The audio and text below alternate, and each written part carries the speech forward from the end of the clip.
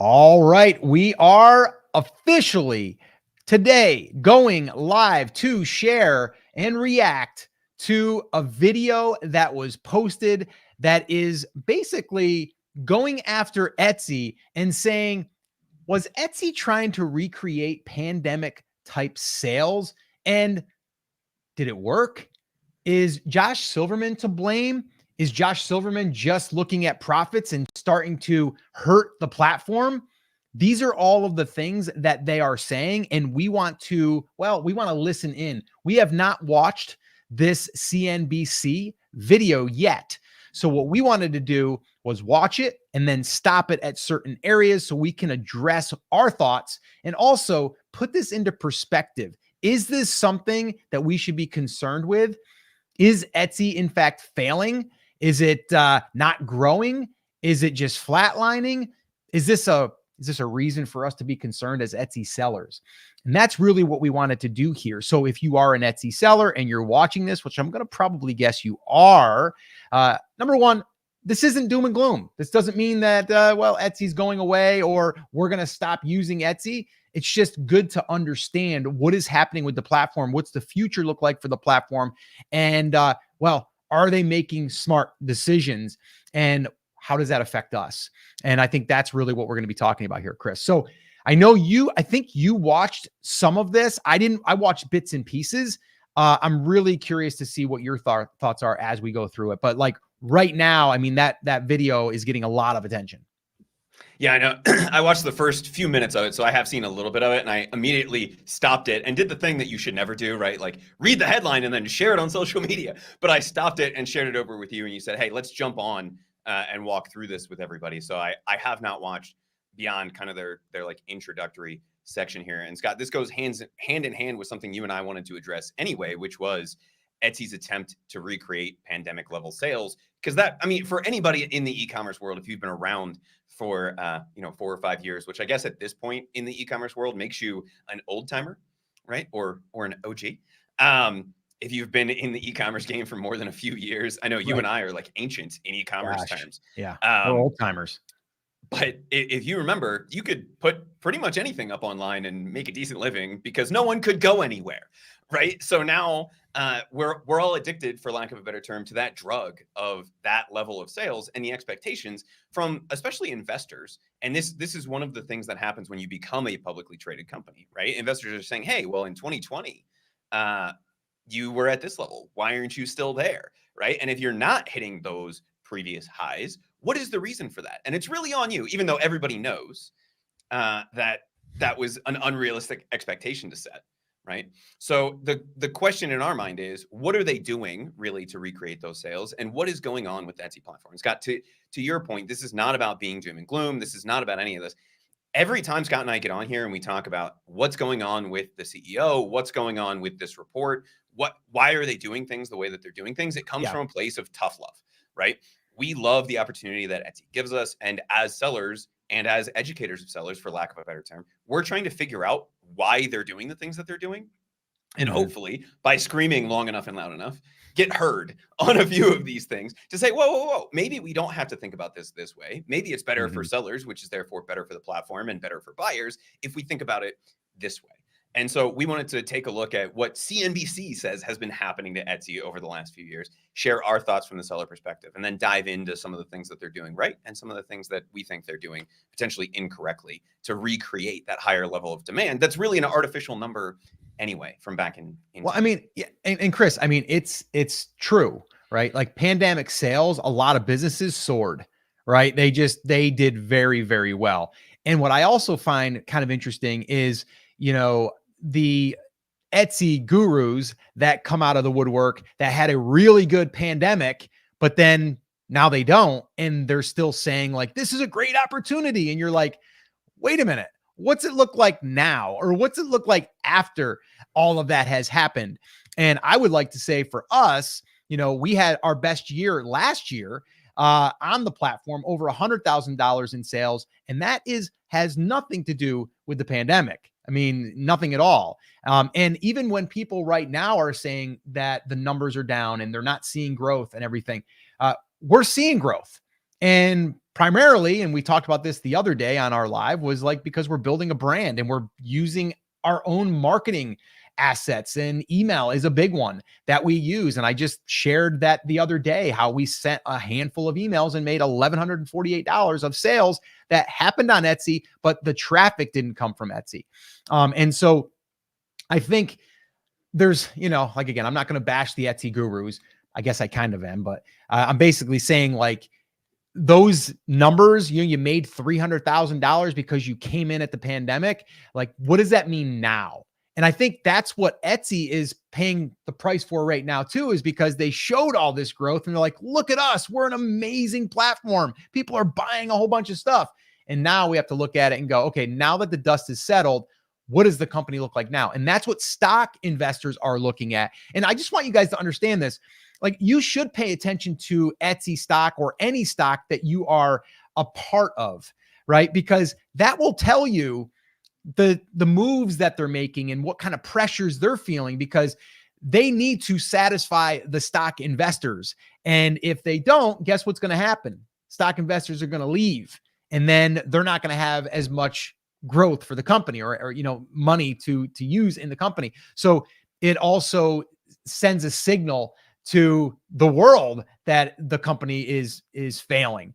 So that's what we're going to do here today. We're just going to kind of see, a news channel come at this with all kinds of research and all kinds of people coming in and chiming in and telling what is actually happening. And then Chris, being the data nerd and the dork. I think you like dork better than nerd. Do you like nerd dork? You don't care. Okay. So I respond to anything. So like dork, nerd, whatever. Y'all can fight over the correct label in the comments. What right? should we call Chris in the comments? Just Chris, or should he be our data nerd or our data dork? Like, which one would you rather us call? I guess the question is, like, what is the difference? I think a dork is somebody who's like eccentric, right? And a nerd is somebody who's like really focused on a specific subject. Yeah. I don't know. Somebody correct my definition, but that's kind of how I use those. And I think I'm both. I'm a dork and a nerd. I'm standing over here like yelling with my hands, right? So I'm clearly very eccentric, but also I have the nerdy side of me, right? I have the data side. I have the learning side. So I'm cool with whatever label you want to slap on me. Tracy says data analyst. That sounds a little too official for the way that I handle these things. Scott, you pointed something out, and I think it's something important for people to understand as we start to dive into these things, because we did the super unsexy topic a few weeks ago of the trust and safety report. Yep. That they put out. And yes, we put like a cool YouTube title on it, right?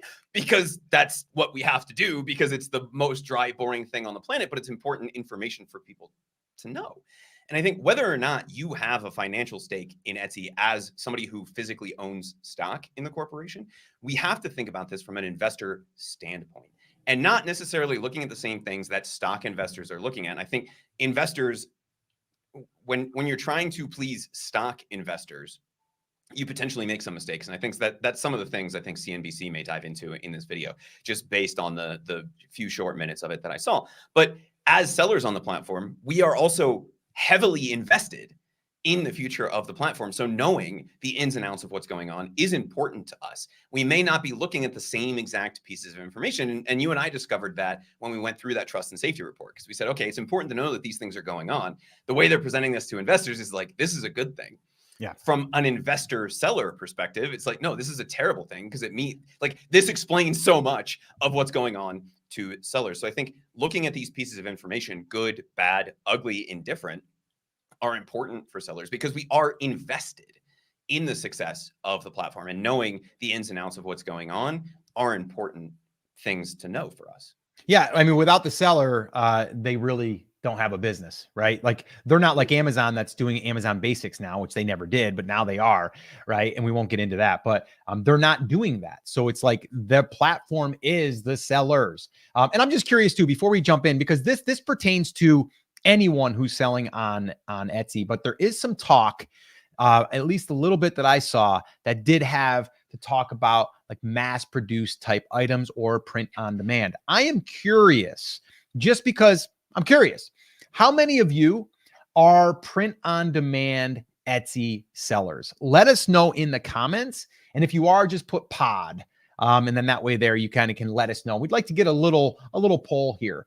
And then the other thing that I would like to do too is if you are watching this and you are brand new, I would definitely encourage you to watch the rest of this. But also, if you are considering starting on Etsy, to me and to Chris, the way to do it is to build a real e-commerce business. And this is just your launch pad. If you would like our guide, we have a free guide. It's the 100K roadmap, where it kind of outlines everything we did to build my wife's brand and do over $100,000 last year from this process. If you would like that, just put 100K in the comments, and then we'll make sure that we get you a copy of that. Just 100K in the comments, and we'll get you that roadmap, that little guide that we put together. All right, Chris, are we ready? Ready to dial this up? Yeah, let's do it. All right. So Scott, just give me a thumbs up when it starts playing. Make sure everybody can hear the audio for us.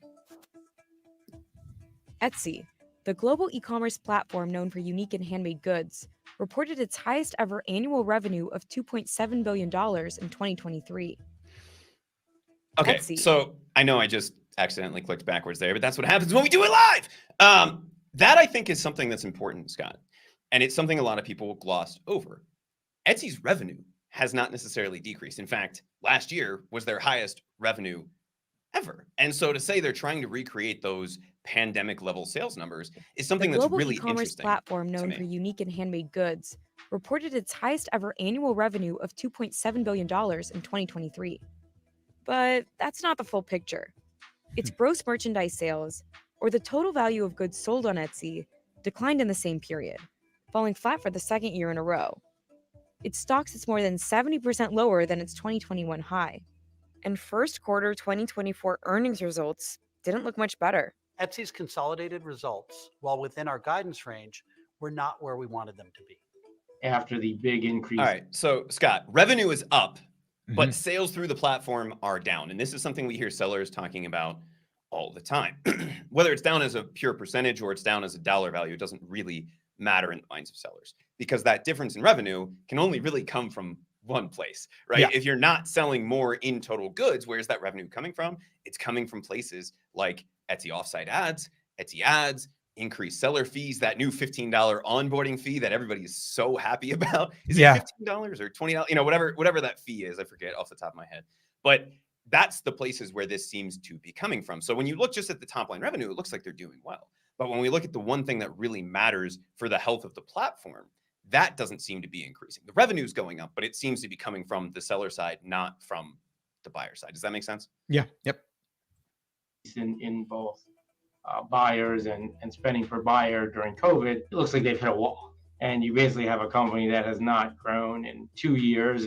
Some longtime sellers are partly blaming CEO Josh Silverman, saying his focus on profits has pushed the company away from its vision, allowing counterfeits and mass-produced items to thrive, demoralizing artists and buyers.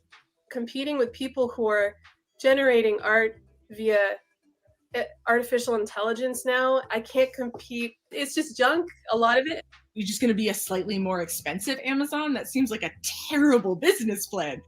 With discretionary spending down, a first quarter 2024 miss in both merchandise sales and profits, and an acknowledgement of poor execution by its CEO, Etsy's future is uncertain.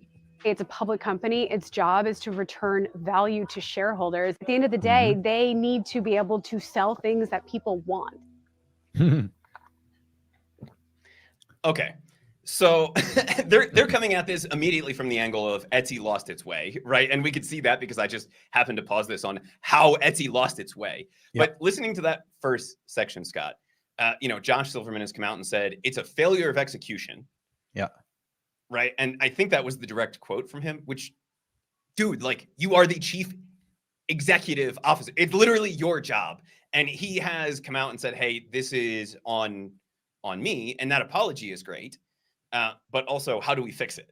Right? Like, that's the thing they still haven't really addressed. Well, and I would say too, Chris, before you move on. So I would just say, like, I would be curious too, in the comments, let us know how many of you feel like Etsy has changed in a negative way versus, and I'm not even just saying as a seller, as a consumer, because we have to think of it as a seller. we want to make sure the platform stays very friendly for the consumer. Because ultimately, if it's not, we're not going to have any buyers on the platform. And we've said this before, we're lucky and fortunate to be able to sell on a platform like Etsy, and Amazon, whatever. So I'm just curious, in the comments, do you feel as though it's a better experience for a shopper or a worse experience? Kind of job do you think he's really doing as far as the things that they've implemented there? So I'm just curious. Well, so Scott, I guess the first question, and I don't know if they're going to get into this because this is as far into the video as I got before I stopped it to send it to you, which again, like, please don't do that. Watch the whole video, right? Like, read the whole article, not just the headline. But I was like, we should probably talk about this. We heard two takes from Etsy sellers, right? One kind of blaming AI, and another saying, hey, if your approach is to just be a cheaper Amazon alternative, that's probably not a good long-term business plan. So thinking about those two things, do you think either of those two things are the reality or are a cause of what's really leading to the decline or the not as much growth in the gross merchandise sales, right? That top line sales revenue number. Do you think it's because they're allowing print on demand, they're allowing some AI generated products? Or is there some, and obviously the trademark violation stuff that we've harped on in the past. Do you think that's the reason, or is there potentially a different reason in your mind that they're not growing as quickly as they were in the pandemic, basically? Yeah. Was that a question for me, or was that just a question for the audience? So what are your thoughts on that? Right. So my thoughts are that I think the AI and all of that stuff, yes, it's kind of like it has to be monitored. And I think that's why we've been seeing the suspensions and everything too, right? It's like, and that's why listings have been taken down. But we have to also realize, and there's people in the comments that are saying like, yes, it's better. Yes, it's worse. All mixed, right? But the bottom line is, like, if you were to buy something for someone and you went to the platform and you did a search, would you find what you're looking for? And is it easier to find it? And is it also, are there ways for you to get more of what you want? I think that's the thing. It doesn't matter if they got more AI, they got a whole bunch of people putting up templates and putting up this or that. It's the matter of, if you are a brand that is doing good by the customer and you're getting good reviews and you're getting sales, Etsy is going to put you to the top. And we've talked about this. That's why the SEO thing, people all get hung up there. So I just feel like, yeah, there's more clutter, but to get through the noise is to build a brand, build yourself your own audience, as far as like, having people want to come back to your shop, having people know that you're the go-to for X, so that's kind of how I see it, Chris. Let's go ahead and keep playing.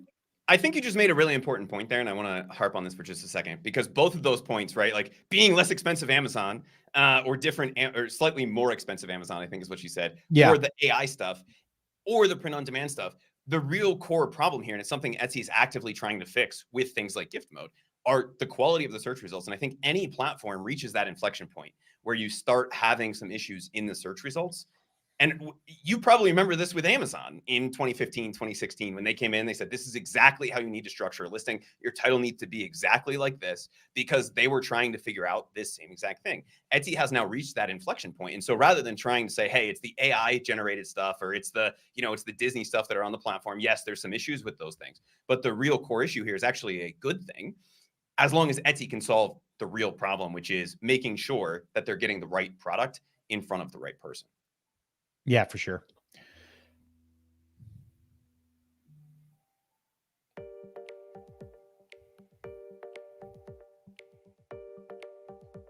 When Etsy first came on the market in 2005, it was a revolutionary idea. People who loved arts and crafts finally had a place to buy those things all the time and get connected with sellers and artisans and artists who maybe they would have never encountered before. Etsy's founder and then CEO, Rob Kalin, built the platform to empower artisans. His vision was that Etsy could influence society in a way that people would think more consciously about the products they chose. How do you get from just doing it as more of a hobby to organizing this to the point where you can actually make a living? The virtual storefront also enabled a new kind of revolution. These small businesses, these local artists suddenly had the ability to connect with buyers all over the world. And this was huge. I mean, it was an opportunity for them to grow their brand, grow their sales. Nicola Lean Legault and Chiara Lore are just two of the many artists who joined Etsy to sell more of their work. Legault has been there since 2009. everyone that I knew was opening up a little shop because it was one of the only places that was offering this platform and template. It was very about the sellers. They were really driving the traffic and making the site what it was and creating a community. Transaction fees were initially low. Etsy received B Corporation status in 2012 and was one of the first companies with that certification to complete an IPO, which it did in 2015. At the time, it was valued at $1.8 billion. But the cracks in Etsy's foundation were already forming. Kalin stepped down as CEO in 2011 for a second time. As competition was stiffening, the next CEO made a big change in 2013, allowing artists to use outside manufacturers to produce their designs. The term handmade was getting looser. And in this new public arena, the company was beholden to financially focused shareholders with a laser focus on growth. Etsy's stock lost more than 70% of its value its first full year as a public company. From the beginning, Etsy wasn't profitable. You know, when it went public, it was deeply in the red. This wasn't uncommon for e-commerce companies. It's still not necessarily uncommon for disruptive new startups and things like that. But over time, you needed to kind of change that. Hey, Chris. Vendors too were unhappy. Pause for a second. For different. I'm looking at their offices. I wonder what they would do if we just went there and just kind of asked if we could talk to someone. Like, do they have someone there that will literally talk to someone? I wonder. Like, that would be an interesting test. They have to have a media person. I doubt they'd be super happy if you just showed up. But it's one of those things. And I'm over here laughing because they're trying to make it seem that, like, when Etsy went public in, what was it, 2013 or 2015, I think is when they said they went public. Which, by the way, was after they made the change to the handmade policy to allow print on demand. So, like, maybe let's not blame what's happening right now on things that happened 10 years ago, 11 years ago at this point. But they're like, hey, you know, they're stuck. Had a big collapse right at the beginning. And then they immediately come back and they're like, that's not uncommon. I mean, it's still not really uncommon after an IPO. And I'm like, then why is it here? Right? Like, that's not what happened to Etsy, unless you're just trying to tell the story of now they're only focused on the investor. And I think any publicly traded company can very easily fall victim to that because your cash flow is very dependent on people buying into the stock at a higher and higher price, right? That's the entire reason you have an IPO, is so that you can separate yourself from the, I have to make a sale today to be able to pay for this marketing thing, to more of a forward projecting, okay, here's what we've done in the past, give us some cash to help us grow type of a thing, which is the reason that you do an IPO. So it's very easy for companies to fall victim to that. And based on the conversations you and I have had in the past, I think that is driving at least some of the decisions that we're seeing coming out of the C-suite level, whether it's Josh Silverman directly or whoever else. Sure. Different reasons. There's been a massive culture clash at Etsy, something that really started after the company went public. It's happening internally with employees who had been there since the beginning and kind of seen this company as, you know, different. Yet another CEO was appointed in 2017. Josh Who is that lady? The CNBC lady? She just a reporter? Yeah. Oh, I think they should put her name under there. I don't even know why I'm listening to her. Like, I think like she's giving me the report, but I'm just like, she makes it sound like she's vested in the company. Yeah. They did, I think, when she first popped up. I didn't catch her name either, but I'll go grab that once we Men made both short and long-term changes, laying off 22%. Which, okay, so I just paused that and they're like, they brought in a new CEO. Do we really think that was Josh Silverman's office with nothing on the walls? Right? Like no books on the bookshelves. Like, come on. Come on. Ton of Etsy's workforce that year, and later pushing through transaction fee hikes and shipping fees. He also introduced a new tier-based subscription model for sellers to jumpstart their growth at a cost. It was ultimately like maybe too focused on keeping the sellers happy and wasn't doing enough to kind of drive buyer satisfaction. So that's what Josh tended to focus on, you know, kind of maybe more balancing both sides of a marketplace, which is key. By 2018, things were picking up. Sales were growing and the stock was at its highest. The turnaround was attributed to Silverman's leadership. And then the pandemic. For the month of April, Etsy sold $133 million worth of face masks. That's 12 million face masks. The pandemic was a boon for Etsy. Uh-oh. I think we lost Chris. Oh, boy. All right. So we are going to have to improvise here because this is, in fact, live. And if he can't get back on, I'll have to pull up the video myself so we can continue to watch it. But I'm curious, like right now, what are you thinking? Are you thinking that this is Josh Silverman's fault? Do you think that he's taking credit for all of the sales in the pandemic and now he's looking like a hero, and now in the real world he really can't produce? Like, I'm just curious. What do you guys think on that? And I'd like to see, I'd like to know what your thoughts are as far as Josh Silverman himself, because he's going to take the brunt of this, right? And people are blaming him that it's his fault. And I'm here to ask you, is it his fault? Do we know? So let me know in the comments what you guys think. And yeah, nice office though. And then while we're waiting for Chris to get back on, hopefully he can get back on. If you guys have any thoughts or any questions while we fill in this dead time here for me, we can do that. Yeah, a lot of bad changes. Hero or villain. A lot of bad changes to Etsy came from previous CEOs as well. True. I agree with that. And the real villain here is becoming a public company. Maybe, but here's my thought on that. Did we want to keep it super small where, you know, you aren't able to grow and you're not able to get the attention. You're not gonna be able to put the marketing into it. Like, all of that stuff comes at a cost. So did you want this platform to just kind of be like small and like just for the handmade person that's, you know, knitting one-off things or that's doing the glass blowing? Like, is that what we want? I don't know. I think personally, like, I want a bigger audience. So a bigger audience means if they add more types of products, even if it's not handmade, we're still able to now, we can still have people that are, they are hand making, but they are designing, let's say. So Chris, I don't know what happened there, but you just went like completely out, like lights went out. Yeah. Chrome just crashed because I guess they don't want to share in the truth. No, I'm just kidding.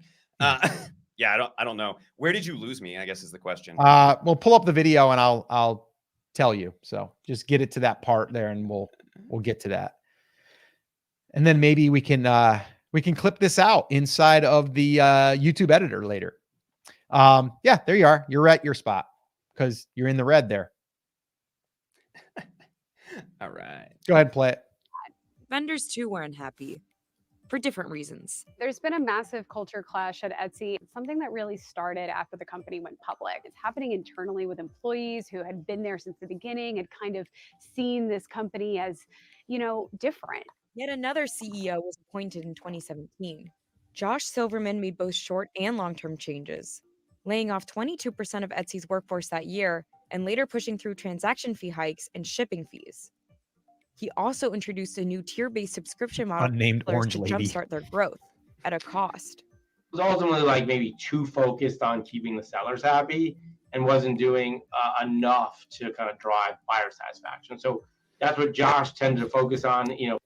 Okay, so doesn't it feel like we've gone the total opposite direction at this point? Because right now they're talking about like 2018, 2019. They're talking about just keeping sellers happy. And now it seems like with all the policy changes, all they're trying to do is keep buyers happy. So I think, Scott, what you and I have been advocating for is like, maybe let's find a middle ground where, like, if we can get sellers happy, you need and both. we can get buyers happy, then maybe there's growth on the platform. I don't know. Maybe find the middle road, right? Yeah. Before you wait, hold on a second. I got a question for everyone. What's the one thing, if you could talk to Josh Silverman, what's the one thing that you would say that you would want as a seller? I'm just curious. If you could drop that in the comments, let us know. What is the one thing? You have a conversation with Josh Silverman right now. You get one thing to say to him or one question. What are you going to say to him? And maybe it's just, you're going to say, you suck, man. I don't know. Maybe that's what you're going to say. What's your one thing, Scott? My one thing, support.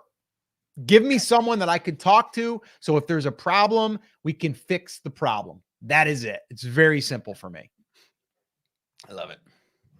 Maybe more balancing both sides of a marketplace, which is key. By 2018, things were picking up.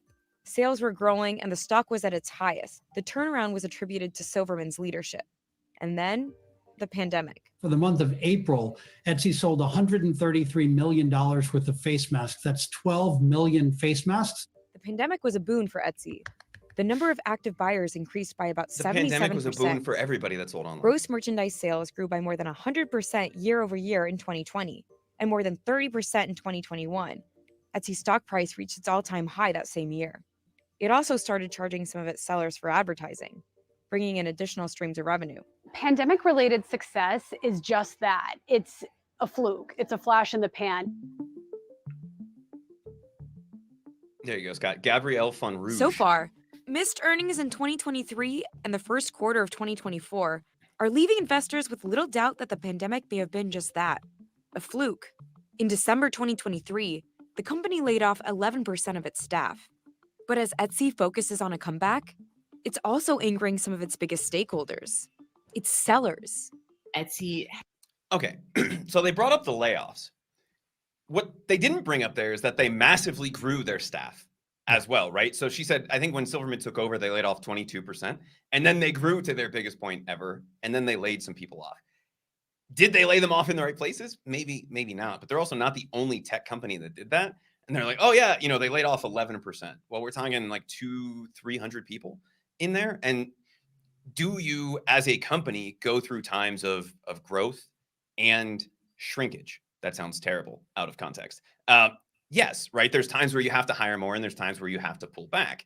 And it's not necessarily a bad thing to have layoffs, although it appears that they probably laid people off in the wrong places, if that's what they were looking to do, just based on our experiences this year. Has been changing how buyers interact with the platform to prioritize buyers buying more faster and staying on Etsy, not prioritizing buyers having a good experience from individual sellers. Chiara Lore leads the Indie Sellers Guild, a labor advocacy group for Etsy sellers formed after a week-long strike against the platform. Creators were frustrated by yet another transaction fee increase and a controversial star seller program that prioritized sellers who meet requirements, like fast shipping, high ratings, and quick response times. And everything seems very corporatized. It's almost as though you're penalized for not using Etsy the way they're trying to make you use it. Don't shut down my shop without letting me talk to a person. Yeah. Yes. Don't issue a refund to a buyer without getting. Okay. That's what we're talking about. I agree with her. The first person, they're like, they want you to use the platform the way they want you to use it. Yes. Does that mean that you don't get all of the artistic freedom that you had before? Also, yes, right? But at some point, we have to have rules. I wish we could just do this, right? Like, and it's funny because they were saying they only prioritize sellers. And then they talk about all of these things that are actually deprioritizing sellers and prioritizing the buyer experience, like the star seller program. Do you get a massive penalty if you are not a star seller? No. Do you get a little bit of a boost because you're shipping and Etsy customers have told Etsy that fast shipping is important?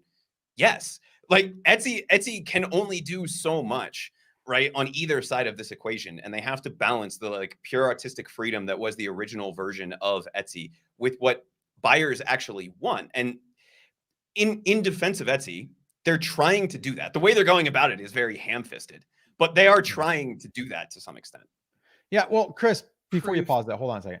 So my thing is like, and I hear everyone always complains when there's like a new thing added, right? A new price increase or whatever, right? Like a fee. Okay. So let's say that they don't do that because they're trying to pay for their employees. They're trying to make the company profitable. They're not just like gouging, right? It's like they're doing it for a reason. They're not doing it because they just want to hike the prices, right?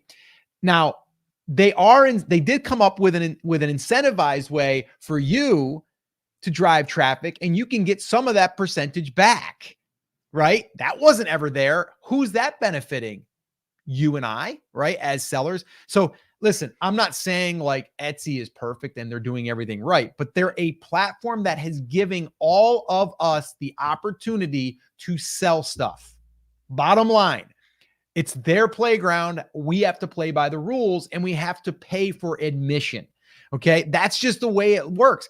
And if you don't like it, then yeah, you would leave the platform, but then you're going to go and try to start your own Shopify. And guess what's going to happen? You're going to realize I still have to pay a transaction fee, right?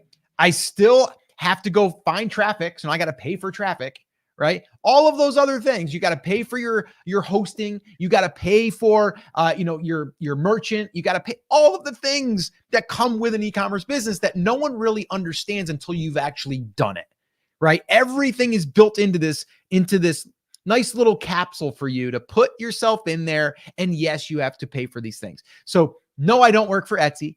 Okay. I know people be like, he's got to work for Etsy because he's, no, I'm just saying it's a great opportunity still, but you got to play by the rules and you shouldn't be just banking on one platform. All right. I'm going to stop there. Let's keep rolling. That it was damaged. It's not drop your fees by half. It's not get rid of offsite ads. It's let me opt out if it doesn't work for me. Kind of all those things accumulating to where they find themselves keeping less and less of the money from when they have a sale, but having to do more and more work. Not Chris, even pause it for a minute. Pause. So didn't Etsy this past year, didn't they also, and maybe they're going to mention this, I don't know, but this does seem like it's really bashing Etsy. Didn't they roll out where they gave $5 to a customer and you didn't have to pay for that $5? Didn't they do it because it worked so well? They did $10. Yeah. Like they literally gave our customer $5 if they purchased during this period of time. And then it worked so well, they gave them $10 that didn't come out of our pocket. So maybe it's going to be mentioned in here. We'll see. But yeah, again, like I get it, right? I'm frustrated at times too, but there's some positives that we're leaving out here. And even like someone like her, I would like to say to her, like, but what about all those other things? Are you cool with that stuff? Or do you want them to take that away too? I think her argument would be, Scott, well, that money did come out of your pocket, right? The only money that Etsy gets comes from the seller fees, right? It comes out of that side. So that $5 they're giving away, maybe they didn't take it from you today, but they took it from you yesterday. And I think that's okay, right? Like we all understand that platforms have to have fees, and Etsy's fees are not unreasonable. And I know we're going to get a lot of people screaming in the comments, with the exception, and I think they made a good point here, of some of the offsite ads fees. If your pricing does not account for that and you sell more than $10,000, the fact that you can't opt out of that program is a little silly. I understand Etsy's argument, which is we need to be able to utilize the entire catalog to be able to properly drive traffic to the site. But if you want to be able to opt out of that, I'm not against that. Sure. It's just as easy to turn you off in that merchant feed if you don't want to be a part of that program. But Etsy's also not as nickel and dimey as Amazon. And Scott, I know you're not super plugged into the Amazon world these days. Did you know that in addition to a too much inventory fee that they launched a few years ago, they now have a too little inventory fee? So yeah, like that just rolled out. They're like, hey, you have to have that Goldilocks level of inventory in at Amazon, or you get charged for having too much, or you get charged extra for not having enough, right? Yep. Like Etsy's not at that level yet, right? So let's just pull the reins back on that and see if there's a couple places where we can nibble around the edges and just use a more common sense approach to seller fees before we go down that Amazon route. The thing that they make, but just to make their Etsy shop work for them. The company has said it had to make some tough changes to compete with giants like Amazon, which spends more on marketing and has more repeat buyers. Its deteriorating reputation is another issue the company is fighting. Sellers have blamed the 2013 rule change allowing creators to outsource their production for what they call the junkification of Etsy. This isn't a new problem, but one that some say has gotten worse as the number of sellers grows. I want to show you the sadness on Etsy and what it's become. Legault went viral for her TikTok exposing many of the top Etsy shops as dropshippers, or sellers who make the designs but outsource the labor to another company. Some designs are made with AI-generated images. Dropshippers are able to mass-produce items like t-shirts, stickers, and stationery. Others just sell supplies like beads. In a comment to CNBC, Etsy said that it recognizes its current definition of handmade includes a broad spectrum of items and will clarify its policies to be more transparent about what belongs on Etsy in the coming months. There are some like old school people in there, very few, but every click I was like, what is it? Cups again, cups. And then I click again, it's cups again. And I'm just like, how is this possible? I get that it's business, but it's so not how I want to do business. Though this comes at odds with the company's mission, it is not necessarily bad for its finances. If people are buying it, then there's not a lot of incentive for management to change that because it's working, apparently. But of course, you are going to risk alienating the people who started with the platform. I think we do pay attention when sellers object to some of the policy or pricing changes, but I don't think it's had any impact on their business. Etsy said it removed 115% more listings for violating company policy in the first quarter 2024 than the year prior. We've always taken down items for not complying with not handmade. That's always been a focus, but we've been getting better technology and investing a lot in that. Man, I'd love to be at that table. As Etsy tries to Well, I think that's an important thing to talk about, right? Is they are doing more, but is it enough in the eyes of buyers and sellers? And Scott, you and I talked about a very easy thing on the IP infringement side, which is separate from the, 3.8 million listings that were taken down for house rules violations, which would be the handmade policy or the image policy. Yeah. Right. They took down another few million listings on the IP infringement side, but stopping people from putting them up without verifying that they have the ability to resell those things would solve that problem entirely, right? Like, hey, this looks like a Mickey Mouse thing. Do you have a Disney license, right? Like plug in your reseller license or plug in whatever it is. And Amazon does this to some extent when you're creating the listing title, description, or keywords tags in the Etsy ecosystem, right? They scan through that to do a little bit of a look, but rather than going after, the mock-ups, maybe shouldn't we plug Pixar and Disney IP into that same robot? That would be and just pretty let it go easy, wild for a little while and see what happens. I know that you can't necessarily take listings down without a report of IP infringement, but you can stop them from going up to begin with, unless you have the proof that you have the ability to sell that. I think that would be a very simple change that they could make to get rid of the junkification, I think is what CNBC called it, junkification. of Etsy. compete with e-commerce giants like eBay or Amazon, the path for being both successful and loyal to its core principles is unclear. Can you be Etsy while also having the pressures of a public company? Should it have gone public? I mean, it depends on who you ask. Etsy CEO says the company is still trying to engage and retain current buyers, half of whom only shop on Etsy once per year. The 7 million artists are what the company was founded on, and without them, Etsy is perhaps no longer Etsy, or offers what buyers are looking for anymore. Many sellers feel trapped. They're not really making enough profit margin on Etsy anymore. But because Etsy's still there, it's very hard for alternatives to grow, right? So they've kind of really taken over this space and then shifted and are now still sitting in that space. In February 2024, activist investor Elliott Management built a 13% stake in the company, the largest of any investor, earning it a board seat.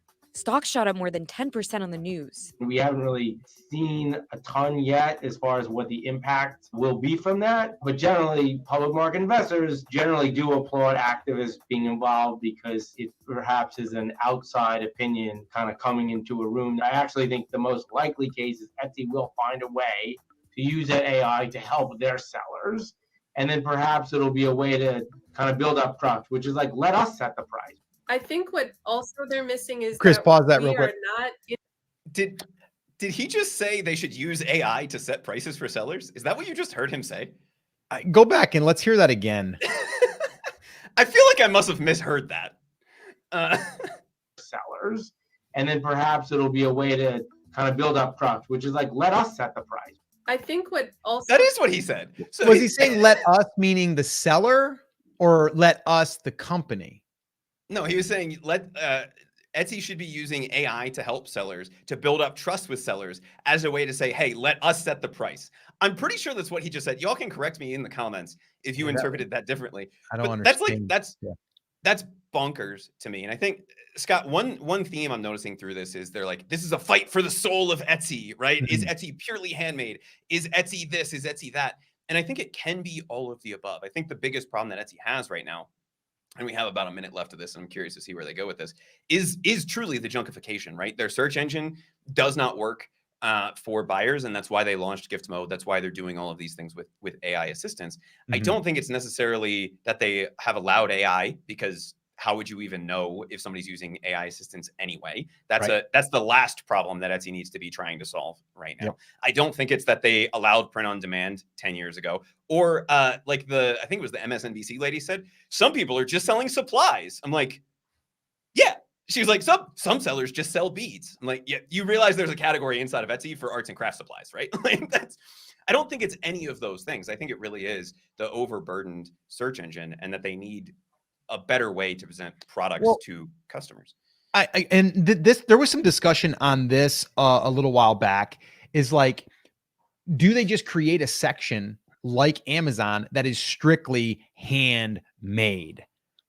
Because that's the discrepancy that we're seeing, is like handmade, if you're doing print on demand, isn't really handmade. It's not like the guy with the drill press, or the, the stitching and sewing and knitting and all of that stuff, right? Or drawing. Like, there's a side of it though that it was handmade when you're doing the design, even if you're hand making it with Photoshop, with your digital pen and your paints, right? It's the same kind of thing as that. So would it help to say, hey, Etsy's evolved. We still are known for the handmade, and we have a complete section that when you go into that section, there's not going to be any of the other stuff. That could be a solution, to kind of separate it out. So the question that I have there is, define handmade, right? And this is something that Etsy has struggled with since 2006, right? And it's why when you correctly list a print-on-demand product, it is classified as handmade with production assistance. The same thing as if you bought a few components that were already partially made, and then you created the final product, that would also be handmade with production assistance, right? So do you have to go mine the gemstones that you then put in the necklace? Like, where do you draw that line becomes a really tricky problem. And I think becoming more expensive Amazon, as the one seller pointed out, is not the right approach. And I think the bigger problem, over and above allowing print on demand, over and above allowing the selling of craft supplies on the platform, which has been around for years at this point, is the mass production stuff and the IP infringing stuff, which creates bad customer experiences, right? Yeah, and I was just going to say, Suzanne says here, on Etsy since 2009, Etsy should be broken into sections: supplies, vintage, handmade, digital, and pod. Been saying this for years. Who agrees with that? I mean, it's not a bad idea. I'm just curious in the comments, who agrees with that? Would you be okay with that? And Chris, I think it was great how you said, if I'm hand making the jewelry, but I have beads that I'm buying to make it with, that bead was not handmade. I had to, I didn't go and make the bead and pour the bead in a plastic or in a rock or like whatever, like, or cement, or like whatever you do when you make beads. I don't know what the process is, right? Scott clearly is not a very artsy craftsy person. You are very manual labory, right? Like, you're good. You can do some woodworking. You could do some of those kinds of things, but you clearly have not made a lot of friendship bracelets. I have not. And so not to minimize the handmade stuff that's on Etsy, but just listening to Scott's impression about making concrete, who knows? Elysian had a decent definition, which says if you never had the product in your hand, it isn't handmade. But then again, that raises the question, right? How handmade is handmade? Do I just have to get it here and then do it? Like, if somebody else is making the shirt and I'm doing the printing, is that handmade enough? Or if I'm doing the design? The other potential way to do that would be to separate it into physical and digital. So anything that's a truly digital product or a print-on-demand product would be considered digital, because you're creating the design, but you're not creating the finished good. That might be a slightly cleaner line, but also, shouldn't it be on Etsy to figure out, right? If we think about this from a seller perspective, that sounds really nice. But if we think about this from a buyer perspective, that's where it starts to really get messy, right? Should Etsy filter those things automatically out of the search results, even though it might be the thing that the customer actually wants to buy? From the platform perspective, the answer to that is no. And that, I think, is one of the things they're trying to get around with gift mode, to say, hey, do you want it to be like this specific type of thing? Cool. Then they just automatically apply that filter, because right now you can build out the same thing you would see in gift mode by searching for something and then laying over all of the filters that Etsy gives you access to. The problem is no one knows that those things exist from a buyer perspective. And so Etsy's job is to try to create those filters and have it be a seamless experience. Yeah. Do you have to shear the lamb to spin the thread to weave the fabric? Yeah, good point. Yeah.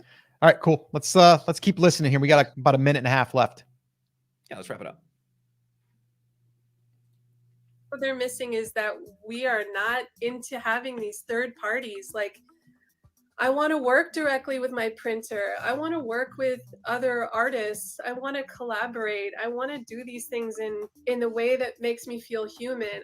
Ultimately, some major Okay, I get it. But also that's not everybody, right? Right. You have the ability to do that. Just because you want to do that doesn't mean all sellers should be subject to your interpretation of that. I know it sounds harsh, but if we're thinking about this from a common sense, from a seller perspective and from a platform perspective, your interpretation of what Etsy should be isn't necessarily what Etsy should be. And just because you want to have an experience of working with just one printer doesn't mean that people shouldn't be able to use a variety of printers to accomplish their art, right? Art is purely subjective, and your definition can't be applied to other people's definition. And I think that's one of the biggest problems that Etsy has, is they're trying to come up with a singular definition, and people on both ends are going, well, no, that doesn't meet my definition. And they have to try to strike that balance. changes could shake up the company if it can't boost profits or innovate fast enough. In February 2024, it introduced a one-time seller fee of $15 for new shops, which it said helped boost revenue in its Q1 results. Ultimately, the outlook for the company is 5-6%, 7% revenue growth and not 13% revenue growth, they probably would restructure their expenses. Could they shrink the size of the organization, have more layoffs, increase the margin? I mean, generally, scaled marketplaces can operate at margins higher than Etsy is operating at today. Okay. First off, I want to say, like, the guy there that was just talking, he needs to upgrade his microphone. That's what I would say to him. He's an investment banker. He doesn't care. Yeah, he doesn't care. So here's the deal. Like, listening to that last lady who is like an OG of like Etsy, and she's been on the platform and she's seen it evolve. It's almost like you grew up in a small town with a lot of fields and, a lot of property that wasn't developed. And then they start bringing in the big box stores, and they start bringing it. Like, no one likes that when you're the OG, right? It's like, it's change. And I'm not saying it's right or wrong. Like, I'm not saying that. But what I am saying is, like, if it's that bad for you, then just go build yourself a website and just get some traffic and do whatever you want over on your own website. It's like, you should be doing that anyway. Like, if someone was doing this because they're like, oh, well, Etsy's the vintage place that I can just go there and I can only buy handmade. Well, you can't buy antiques then. You like, if I found an antique and I wanted to, because it's a one of a kind, I can't sell that because it's not handmade. I didn't hand make it, but someone else handmade it, but I found it and I want to sell it. I can't do that. So I just think, like, we have to have boundaries of like what can happen. And I think breaking the site up, I mean, Amazon added handmade. They have a section that is handmade, right? So they kind of did it in reverse because they didn't start with handmade, but now they're like, wait a minute, that Etsy thing, that's kind of working over there. Let's do that. It'll add a little bit of revenue to us. So now let's create a handmade section for our platform. So you're not going to go to Amazon and expect everything to be handmade until you go into the handmade section. Then you're going to be like, I'm getting handmade. Now, what does handmade mean? That's what needs to be discussed. That's what needs to be refined. And that is something that they're going to have to figure out. I don't think that print on demand hurt Etsy. I think if anything, it helped. It helped bring more customers over. And those customers that buy pod stuff, even though some people say it's junk, right? You brought people over there because of that. And they found that they might buy your art print. They might buy your handmade shelf that you carve, or the sign that you use your router with, so I just think that, like, number one, this CNBC thing, it really painted a very negative picture for Etsy. And I'm curious to see what the whole board is talking about this. They probably all watched it numerous times, and they're probably sweating a little bit because I think it's over 500,000 views on that video right now, and it's growing. So, and it's not, that video wasn't necessarily created for you or I as far as a seller or a buyer. It was created for the stock investor, if we want to be real.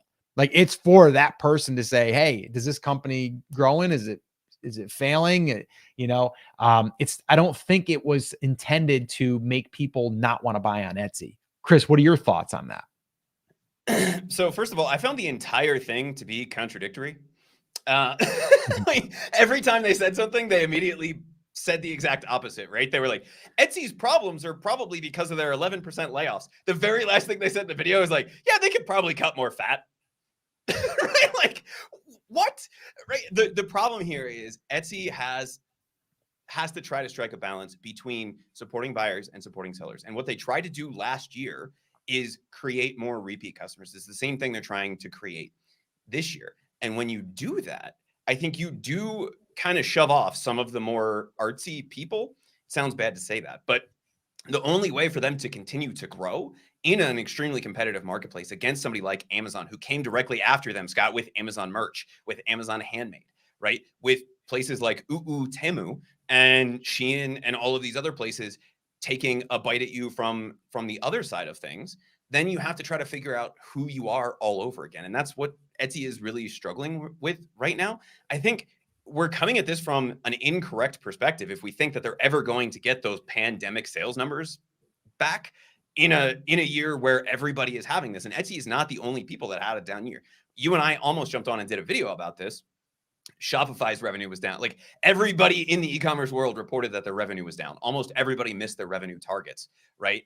And so it's not just Etsy that's having a problem here. Amazon reported growth, but it wasn't from Amazon.com. It was all from their cloud services side of things. So everybody is struggling right now. And I think if Etsy can really figure out that balance between supporting buyers and supporting sellers, then they have a chance at this thing long term. If you keep erring 100% on the side of buyers and just saying, hey, you reported it as not delivered, even though UPS posted a picture of it sitting in front of your front door, we're just going to give you a 100% refund within 30 seconds and take that money away from the seller. Or, we're going to hold on to all of the sellers, or we're going to limit your PPC because you're taking up too much of the inventory, or we're going to limit your ability to sell because you're selling too quickly, right? Your product is too popular on the platform. Then we run into issues on that side as well. And I think it really is just,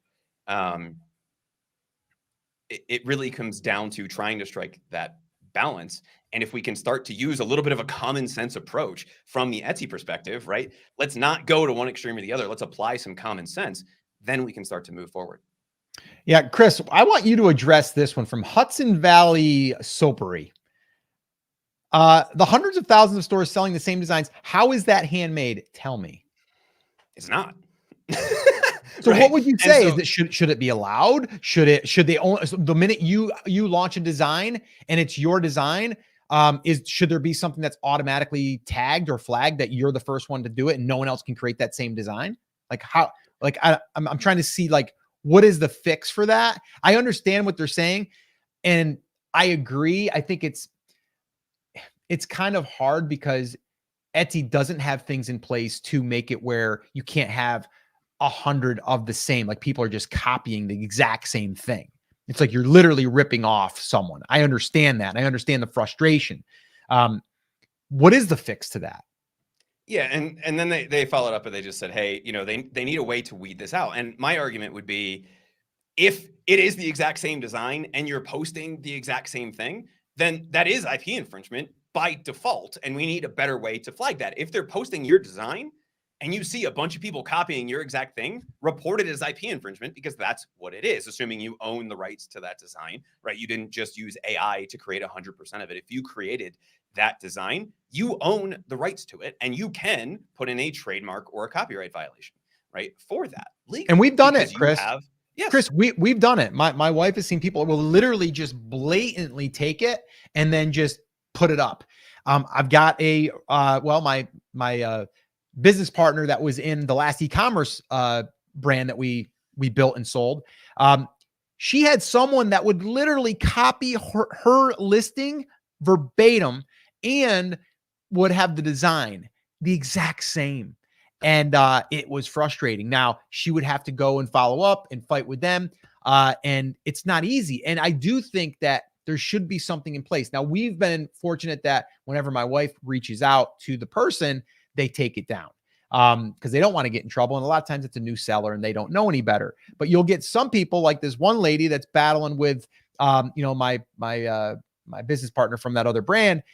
She's relentless. She's like, Etsy's letting me. I don't care what you say.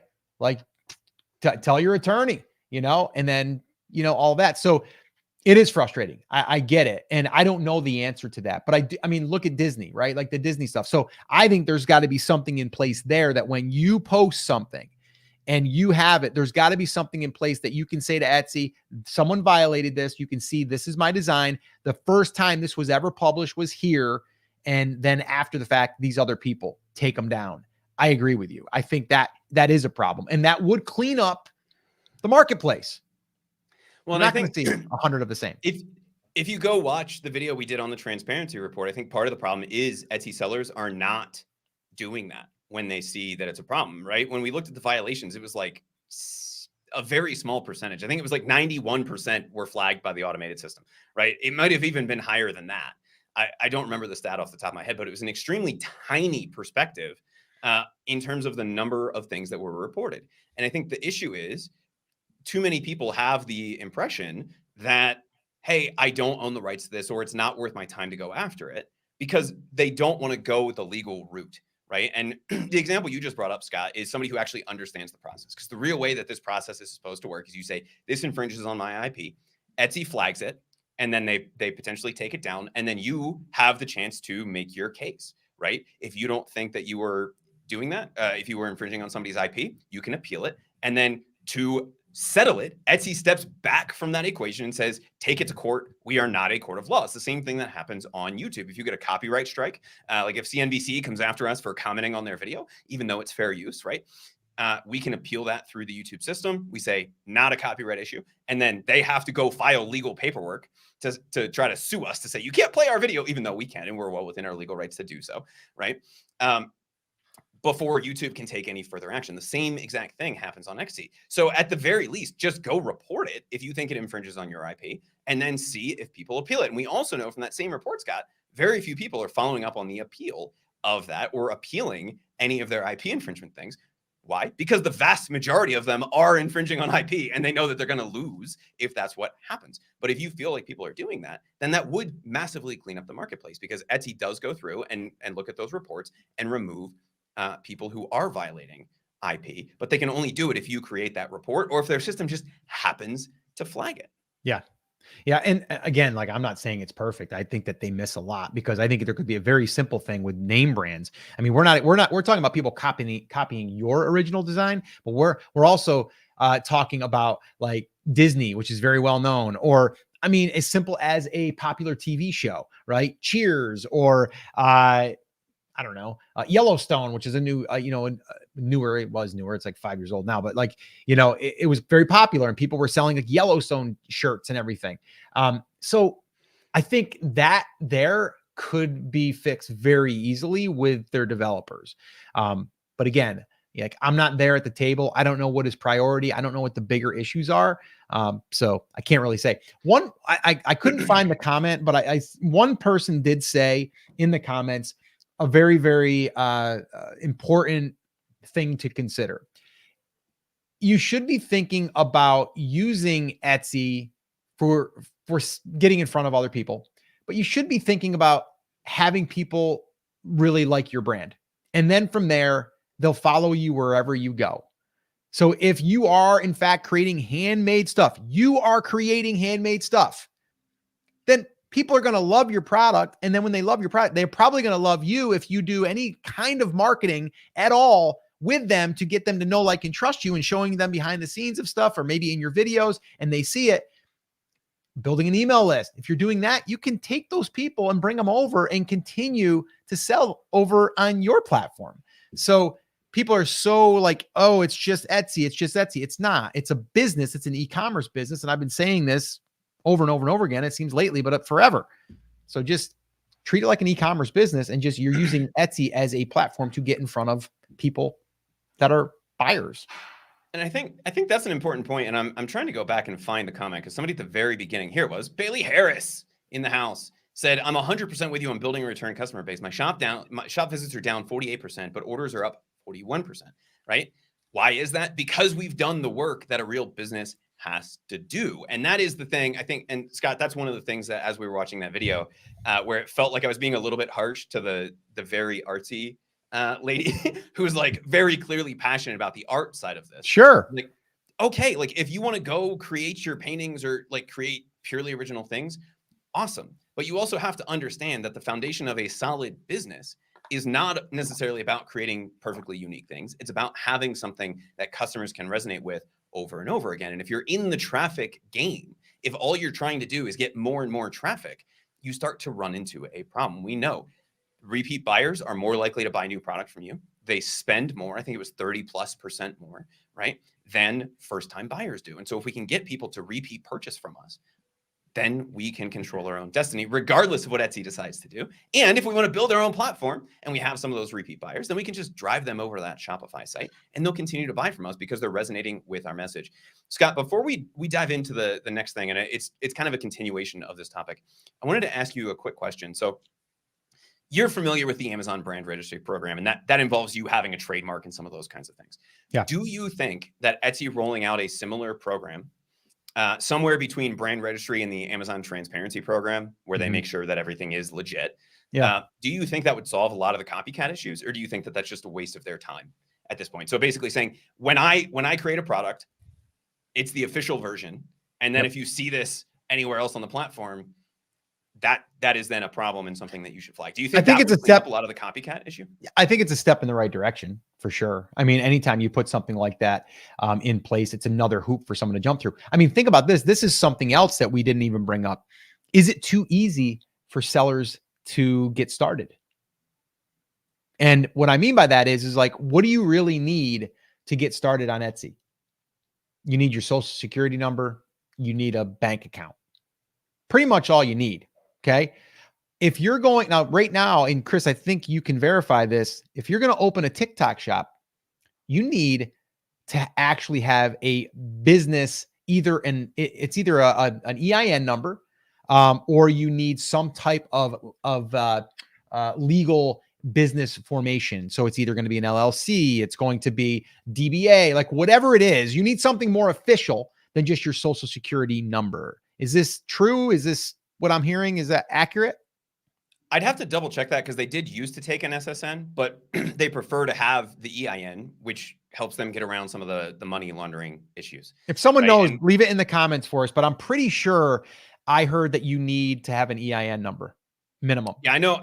At least as of a few years ago, you could do it with a social security number. But that to me makes sense, right? You have to have a business to be able to run a business, and they don't want to be in. I was going to say the business. They don't want to be in between that. And they don't want to have to deal with any of those legal loopholes. But I think just having the ability for a seller to say, this is my design, and then adding that in to your image recognition system to say, this is the first place we've seen this image, right? That would be fairly easy to do. You don't have to know what's in the image to be able to match it to the existing database. And if your image matches my image 100% or 95%, then it says, hey, we need a human to review this. Right? If it matches 100%, then you just can't list it. If it's a brand new thing, then it goes up on the platform until there's another violation report or it seemingly infringes upon that. You want to hear something funny? So something happened recently that, and now makes me think, Printify has something in place that will identify something that's potentially trademarked or copyrighted. And the reason why I know this is because my wife has put up a design. And when you personalize it, like she would personalize it, right? And let's just say that she was personalizing it with, she was doing it like for a horse, and she put the name Snickers. Snickers is trademarked. Well, now that thing comes up flagged and says, "Whoa, wait a minute, you can't sell that because Snickers is trademarked," and then she had to go through and say, well, actually it's the name, it's not the thing. And then it's like, oh, okay, cool, go. So Printify actually has support. You can actually talk to someone. They're actually really good.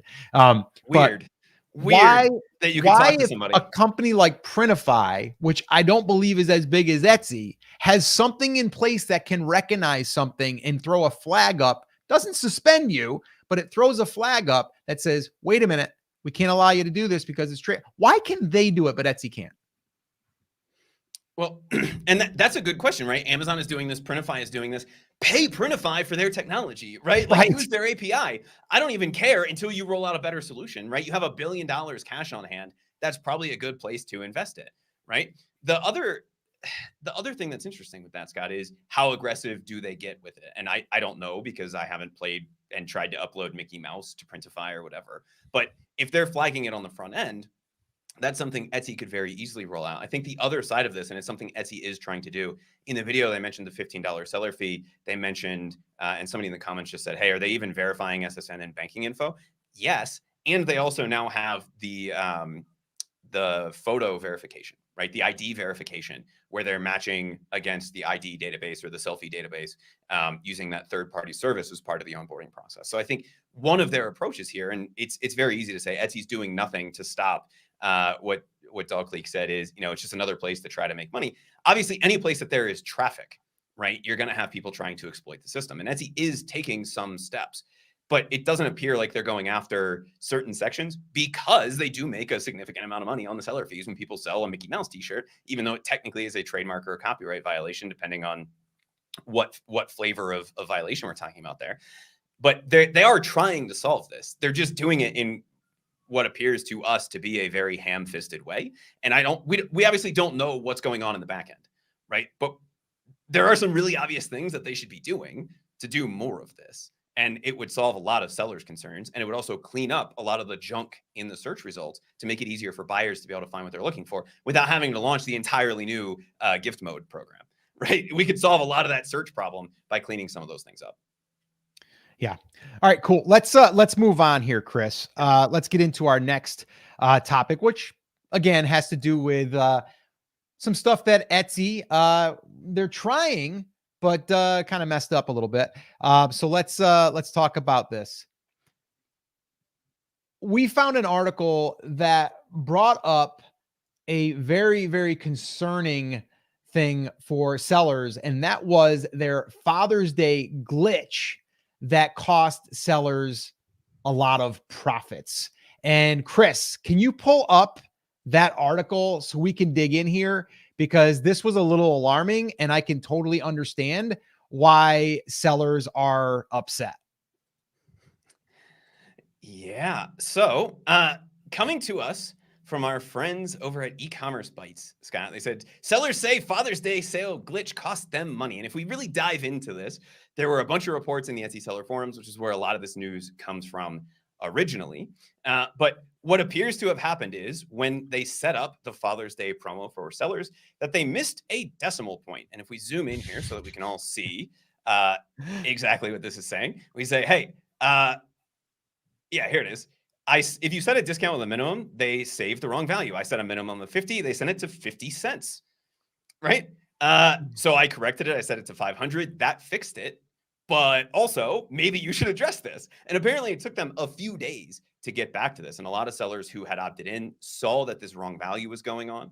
And by the time they were able to try to figure out a solution, they were then kind of outside of that period where Etsy was really starting to push this or saying you had to opt in in order to take advantage of the sale. And so they feel like they were left out. So either you fell into a place where you set what you thought was the minimum and Etsy missed the decimal point by 2 places, or you tried to fix it yourself and then got left out of the promotion because you entered the promotion too late. So what are your thoughts on this, Scott? Is this an acceptable thing to happen? It's crazy though that that didn't get tested and that fell through the cracks, like that wasn't tested multiple times. But I guess my question is to you, Chris, do we know, is this fixed currently? And did they do anything to help or to rectify it with the sellers that got hurt by it? No and no. So the most recent update from them was we're investigating it. And it appears that they probably did make some changes. They just haven't been very transparent with sellers. The other complaint that was related to this, Scott, which I don't understand, was they said, hey, at least one person said people had used Father's Day coupons in their shop, even though they didn't participate in the promotion. I don't know how that would even be possible. Yeah. If you didn't set up the promo code yourself, because I haven't seen, and people can correct me in the comments, I haven't seen any of the offers from Etsy where they have the shop coupons for a specific thing. And you've mentioned, and we've covered this in the past, where they gave $5 that anybody could use at the shop coupon level. Yeah. I haven't seen any of those kinds of things. So that's another little curious thing. But you'd think that at this point, Etsy would have like a standard way that they do promos, and we're not like hand coding this every time. You know, they seem to just not be transparent. I'm literally at a loss for words because I don't understand how this happens. Unless this is the first time you've ever run a promo, how do you not check this? And apparently it's not just one person, right? If you go into that seller forum thread, there's a whole bunch of people saying, hey, I had the same problem. And either I lost a bunch of money because of it, or I got left out of the newer version of the promotion because I went in and tried to edit it, and that then resets your clock and all of those kinds of things.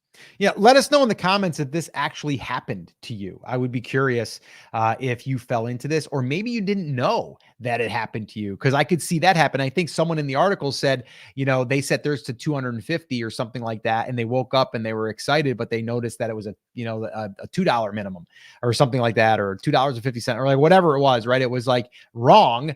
And then they were upset because obviously they didn't meet their required amount. Because think about it, if you're willing to give that 25% off and you're like, I'll do it if you buy $200, but then you buy $2 and you get that, it's like, I mean, they bought more than two, maybe they bought 20, but then you gave 25% off at 20 when you wouldn't have wanted to do that because you set your minimum at 200.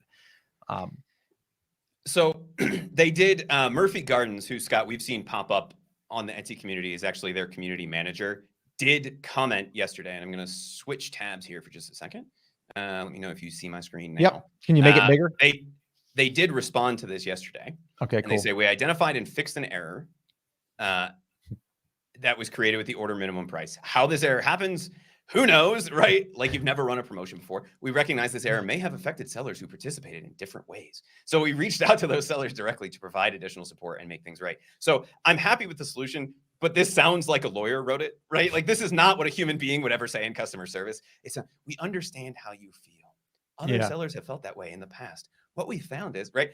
But it does appear that they are reaching out to people who they have identified as affected to make things right. And it looks like it was not just a bug in the decimal point. It looks like, at least according to this, that it affected different people differently.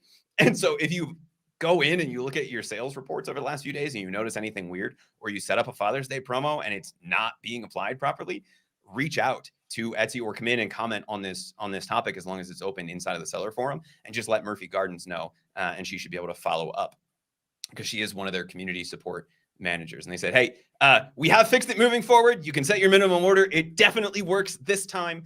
We apologize for any disruption that this has caused. So it looks like, Scott, as of yesterday afternoon, that they have solved this. But if you notice or you tried to participate in this program, double check your sales and then reach out to them if Etsy has not proactively reached out to you at this point.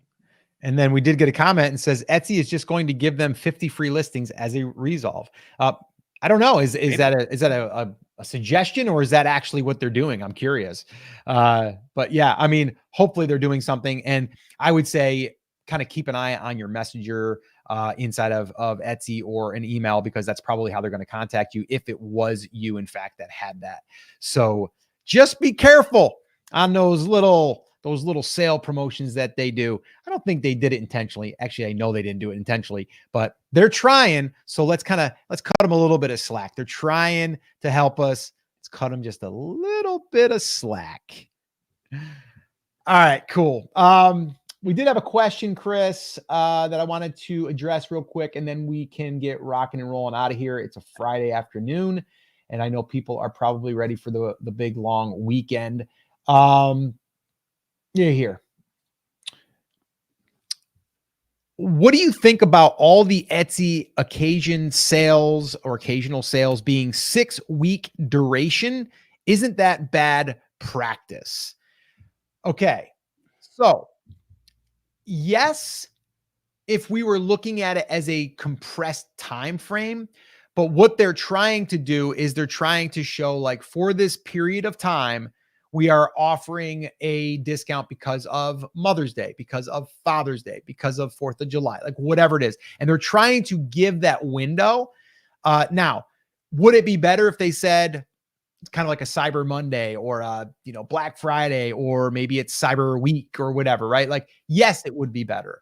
But I'm not looking at this as they're doing it wrong. They are trying really hard to bring awareness to the next sale. If you recall, and I don't know if you guys paid attention, but after Mother's Day, the very next day, that Father's Day thing popped up with the 30% like off. And then inside of your seller dashboard, you should have been invited to join in on that.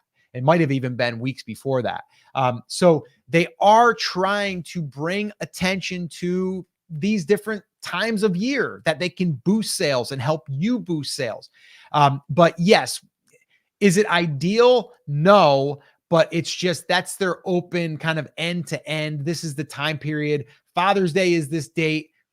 From now until Father's Day, you can get 30% off on these select shops. Now, probably what will happen is inside of their email system, they will probably start sending out more emails as it gets closer. I would hope they would. That would be good practice. But for you as an Etsy seller, you want to make sure if you're ever running a sale, I like to anyway, this is my suggestion, is always try to have something that's no more than 7 days, because that way there we get a front, we get a middle, and we get an end. And at the end, you start to see the countdown starting to tick down, and that will increase your conversions. So is it best practice? In this case, for what they're using it for, it's fine. If they were doing it as a weekend sale, no, it wouldn't be fine. But they did do this when they ran the $5 off, and they picked up the $5 tab, and they did it when they offered it for the $10 off, and they picked up the tab. They did run some email marketing behind the scenes that were letting people know that it was going to end. And it was for like 3 or 4 days. So they do know marketing a little bit. Are they the best at it? Probably not, but they are trying. So Chris, what do you got on that? Yeah, I think the difference is just in goal, right? So what is your goal? Our goal as a seller is to make as much money as possible when we run a promo. Etsy has 2 or 3 things that they have to think about here. And if you walk in somewhere like a Target, right, they're already taking their Father's Day stuff down, and they're putting up that sweet rocket pop display, right? They're getting those 4th of July firework, icy pops up. They're already moving on to that. Why are they doing that? They know they're going to sell more July 3rd than they're selling now. Well, they're getting that seed planted in the back of people's minds, right? Etsy's job is not to create the conversion. Etsy's job is to create the traffic and then facilitate the conversion, to put the person in front of the right product. So what they're trying to do, and it takes longer than a week to do, is find all the places where they can get that traffic and say, this is a good gift option for you. This is a good gift option for you. This is a good gift option for you, and then get you to buy. Their job is not the same job as a seller, just like the job of a retail person is to get the eyeballs, right? Obviously, everybody who sells Rocket Pops would love Target to run a 3-day doorbuster on Rocket Pops, but they're not necessarily going to do that until right before July 4th. What they're going to do is they're going to put up that display, generate the interest, pick up the little bit of additional sales that you get along the way, and then hit it really hard at the end. And we see Etsy doing the same thing. I've started getting more and more, Scott, emails from Etsy saying, hey, you looked at this recently. Do you want to give your dad this for Christmas for Father's Day, right? You were looking at these Phillies, best plays of the Phillies coasters. Are you sure you don't want to buy them, right? Father's Day is coming up. So they're coming back. They're generating the demand at the beginning, and then they're closing the sale at the end. We as sellers don't necessarily have the budget to be able to do all of the demand generation side of it. So what we do is we limit that to 7 to 10 days. We say, here's the opportunity. We go as hard as we can for those 7 to 10 days. And you will see a similar level of sales, right? You'll see at the beginning of that promotion, when people first see it, when it goes out to our email list or people who have favorited things in our shop, a bunch of people will come in and buy. Then there'll be a little bit of a lull in the middle. And then towards the end, that last day or those last 2 or 3 days that people have, you'll see a giant spike in sales. Etsy's going to see the same thing, but they're spending the first few weeks trying to really drive that demand so that they can get a bigger spike on the back end. Yeah. Awesome. All right, guys, we are going to wrap up, but I would say this whole episode, this whole session has been talking about things that Etsy is doing to try and help, but also things that they might not be doing. And I just want to tell you once again, and I'm going to kind of set you on your way with this to think about. Etsy is a platform. They have traffic. They have a place for you to make a sale, and they have a way for you to advertise your products. Okay. All built in. All you got to do is just go there and do it. Okay. It's a lot harder to do the outside stuff, but I'm a fan of it because you're building an e-commerce business, remember? So what I would say is treat it like that. Okay. Treat it like that. It's not your business. Etsy should not be your business. It should be a channel in your business. Okay. So if you would like our free guide, and it's exactly what we have used in other e-commerce businesses, but now we've adapted it to the Etsy platform because we kind of documented what we did with my wife's shop and did over $100,000. And that's post pandemic, by the way. So if you want a copy of that, it's what we call the 100K roadmap. And if you want a copy of that, just put 1K, or you can put roadmap in the comments, and either one will know what one to send you. So it's either 100K or roadmap, and put that in the comments and we'll send that to you. The other thing I would say is part of that roadmap, we talk a little bit inside of it, but one of the more important things that I think all businesses, e-commerce, doesn't really matter what business, you need an email list. And if you're not building the email list, you need to start building the email list. And yes, you can still do it on Etsy. There's ways you have to kind of work around it a little bit, but you can also build it externally. And we go through that entire process. We go through like marketing as far as how to use the email in our free email guide. So if you would like a copy of that, just put email in the comments and we'll send that your way. All right. So make sure that you do that. If you want a copy of these, put them in there. And I must have misspoke. Everyone's putting 1K in there. It's 100K, but put 1K. We'll know what you mean. Sorry about that. So Scott, I think I just Beetlejuiced it into existence. I flipped over to my inbox just to see the last time that Etsy sent me a Father's Day email 2 minutes ago. When I wrapped up that rant, they sent me yet another Father's Day email, right? So they are using this entire period to push it. They're going to get more aggressive. They're going to start showing you more and more specific things. But I just thought that was hilarious, right? People talk about email doesn't work anymore. What is Etsy doing? They're doing the highest ROI marketing thing possible for an e-commerce company, and they're marketing the heck out of Father's Day until they get to a point where they know sellers aren't going to be able to fulfill it, and they're going to move on to 4th of July or back to school or whatever the next big thing is going to be for them this year. For sure. All right, cool. So guys, have an awesome, amazing weekend. We will be back here next week, and we'll be doing another live stream. We are also doing a live Etsy shop audit recording session. This is what we do with our Backstage Pass Club members. We're going to be doing that next Thursday.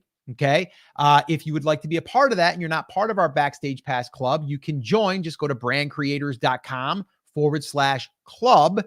And if you go to brandcreators.com/club, you can go ahead and join us. You can also just click the join button on the YouTube near the subscribe button there. If you do that, you can also get access to join the club, or information to join the club. But if you just go to brandcreators.com/club, you'll go there. And next week, we're going to do 3 Etsy shop audits. We'll record them live for the group or for the club. And then in about 5 to 6 weeks, they will air on the channel. So the other perk of being a club member is you're getting behind the scenes. You get to ask us questions while we're doing these. We take a couple breaks in between because they last about 3 hours. And then you get access to those before we actually air them. So if you'd like to be part of that, just go to brandcreators.com/club and we'll see you next week. All right, guys, that's it. That's going to wrap it up. Have an awesome, amazing day, week, weekend, whenever you're watching this, because I know some of you are going to be watching this on the replay. And hey, get out there, make it happen. We'll see you next time. Take care, guys.